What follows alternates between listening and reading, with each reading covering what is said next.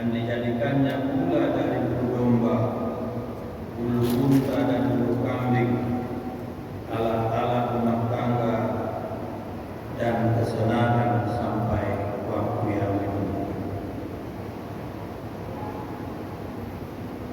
Ya'rifuna ni'matallahi thumma yunkirunaha wa aktsaruhumul kafirun. Mereka mengetahui nikmat Allah, kemudian mereka mengingkarinya, dan kebanyakan mereka adalah orang-orang kafir. Jamaah yang berbahagia, puji dan syukur kita ucapkan kepada Allah Subhanahu wa taala yang tiada henti-hentinya memberikan nikmat sehingga kita dapat menjalani kehidupan ini dengan sebaik-baiknya. Selawat dan salam kita sampaikan buat junjungan kita Nabi Muhammad Rasulullah SAW dengan iringan doa Allahumma sholli ala Muhammad wa ala ali Muhammad. Jemaah yang berbahagia,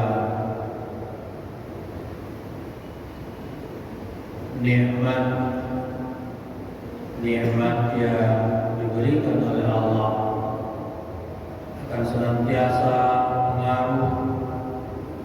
memberikan pengaruh dan suasana yang berbeda. Ketika seseorang miskin dan ketika Allah memberikan nikmat kepadanya.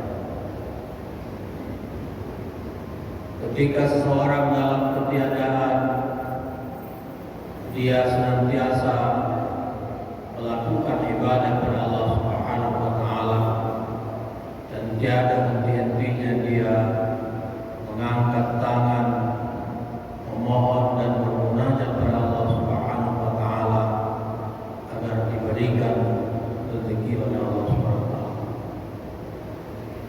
Ketika Allah telah memberikan kenikmatan kepadanya, maka serta-merta dia menjadi lupa, amat sangat berbahagia, sehingga sikap kesehariannya pun cenderung secara drastis mengadakan atau terjadi perubahan yang signifikan. Jemaah yang berbahagia,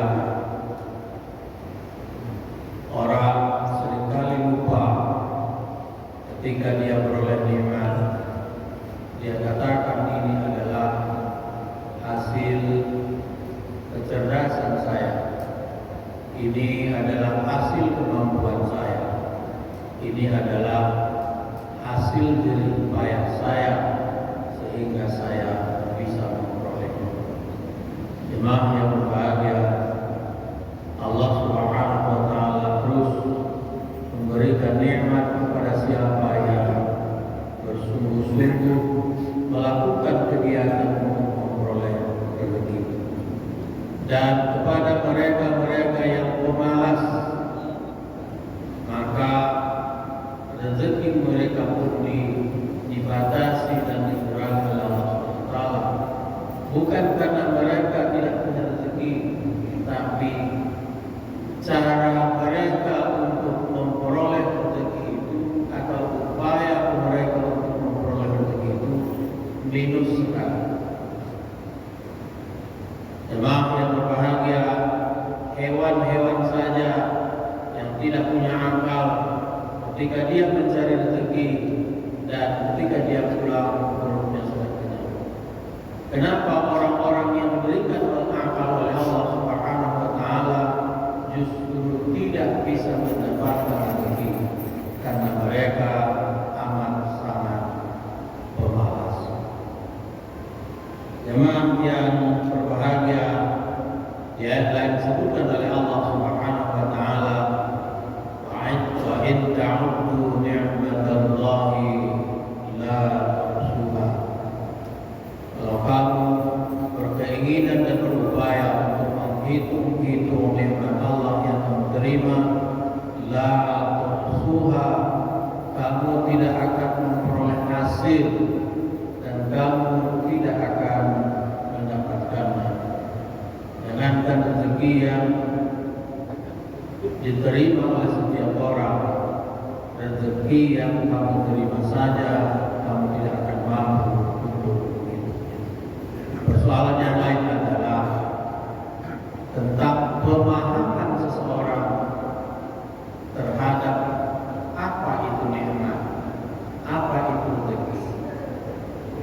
Jemaah yang berbahagia, segala sesuatu yang diberikan oleh Allah yang bisa menolong dan membantunya untuk menyelesaikan persoalan-persoalan kehidupannya, itu adalah apakah itu berupa materi atau non materi, selagi itu bisa mengatasi dan menyelesaikan persoalan-persoalan kehidupannya, itu adalah rezeki dan nikmat yang diberikan oleh Allah Subhanahu wa taala. Karenanya setiap nikmat yang diberikan oleh Allah itu wajib seseorang untuk mensyukurinya. Dengan cara apa? Yang pertama adalah kalau itu berupa harta, bagilah orang lain. Bagi orang lain, beri dia sedekah, beri dia sedekah, beri dia infak dan lain sebagainya. Kalau sudah sampai selisah, beri dia zakat. Jemaah yang berbahagia, dikarenakan orang merasa bahwa perolehan semua rezekinya itu adalah hasil jerih payahnya, sehingga dia enggan untuk mengeluarkan sebahagian dari rezeki itu berupa infak, sedekah dan zakat. Syaitan senantiasa membisikkan ke telinganya, jangan engkau keluarkan infak, jangan engkau keluarkan sedekah, jangan engkau keluarkan zakat, niscaya hartamu berkurang dan engkau kemudian akan menjadi miskin. Maaf yang berbahagia, di dalam ayat ini dijelaskan oleh Allah Subhanahu wa taala, ya'rifuna ni'matallah, mereka mengetahui nikmat Allah, summa yunkirunaha, kemudian mereka mengingkarinya, tidak mau berterima kasih, tidak mau berbagi, bahkan mereka mengambil hasil-hasil hutan, mengambil hasil-hasil bumi tanpa mempertimbangkan keseimbangan alam. Maaf yang berbahagia, kemudian dijelaskan oleh Allah Subhanahu wa taala, dan kebanyakan mereka adalah orang-orang kafir. Diindikasikan bahwa orang yang tidak mau mensyukuri nikmat yang telah diberikan oleh Allah Subhanahu wa taala, justru mereka lebih dekat kepada kekafiran. Mereka lebih dekat kepada kekafiran. Jemaah yang berbahagia, penjelasan dari ayat ini yang pertama adalah mereka mengetahui nikmat Allah tapi mengingkarinya. Dan tentu ayat ini ditujukan kepada orang Islam. Tapi di penghujung ayat dijelaskan oleh Allah Subhanahu wa taala, wa aktsarul kafirun, Allah mengindikasikan mereka sebagai orang-orang kafir atau yang disebut dengan kufur nikmat. Lalu yang kedua, jamaah yang berbahagia, mereka mengetahui bahwa ucapan ini seringkali diucapkan oleh orang banyak atau banyak diucapkan oleh orang. Lalu yang ketiga adalah bahwa ucapan ini disebut pengingkaran terhadap nikmat. Apa itu? Seorang berkata, ini hasil jerih payah saya karena kecerdasan saya, karena saya telah menjadi sarjana pertanian. Dengan itu saya mengelola pertanian ini dengan baik sehingga memperoleh hasil yang berlimpah.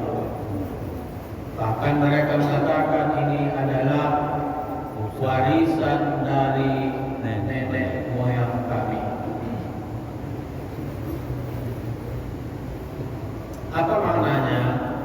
Mereka tidak mengakui bahwa itu adalah nikmat yang telah diberikan oleh Allah Subhanahu wa Ta'ala. Jamaah yang berbahagia, lalu yang keempat adalah bahwa dua hal yang bertentangan antara nikmat dan pengingkaran bersatu dalam tubuh mereka. Mereka menerima nikmat, mereka ia mengingkari. Jemaah yang berbahagia, kita adalah orang-orang yang beriman, orang-orang yang dititipi oleh Allah. Keluargalah sebahagian dari rezeki itu berupa infak, berupa sedekah, dan kalau sudah sampai selisah, keluarga zakat.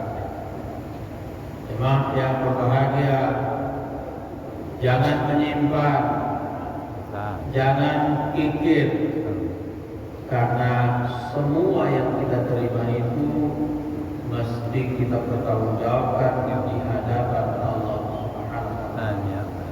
Kalau di dunia, jemaah yang berbahagia, boleh saja kalau kita tidak mampu untuk menyelesaikan laporannya, maka kita akan minta bantuan orang lain untuk menyelesaikan. Tapi jemaah yang berbahagia, di akhirat itu semua urusan menjadi urusan setiap orang. Nafsi-nafsi, urusan anak diurus oleh anak, urusan ayah diurus oleh ayah, urusan istri menjadi urusan istri, dan lain sebagainya. Tidak ada kepala mengurus anak buahnya, dan tidak ada anak buah akan mengurusi urusan kepalanya. Tapi sekali lagi di akhirat adalah urusan nafsi-nafsi. Siapa yang membuat persoalan, dia yang akan menyelesaikan. Jemaah yang berbahagia, semoga bermanfaat. Assalamualaikum warahmatullahi wabarakatuh. Waalaikumsalam warahmatullahi wabarakatuh. Oh,